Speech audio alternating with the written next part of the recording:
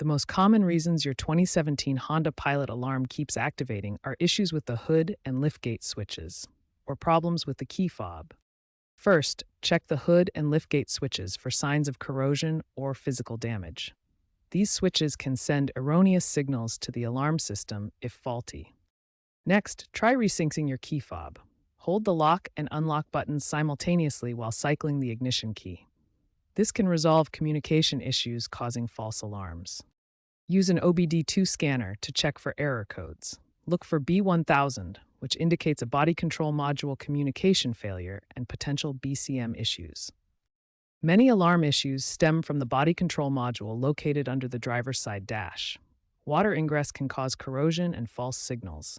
Statistics show 70 to 80% of problems relate to BCM faults, with Resync alone resolving about 40% of cases.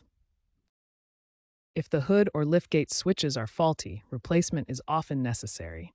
You can find DIY tutorials on YouTube channels like Honda Pilot Fix, but professional installation is recommended for safety and reliability. To resync your key fob, hold the lock and unlock buttons simultaneously while cycling the ignition from off to on. Release the buttons when the vehicle lights flash, indicating successful resync. For BCM issues, consider aftermarket BCM protectors to guard against moisture damage.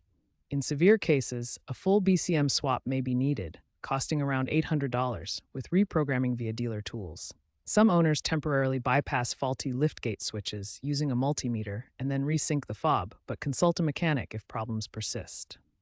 According to mechanics on AutoTrax, Resync fixes alone resolve 40% of problems, while switch replacements handle another 50%.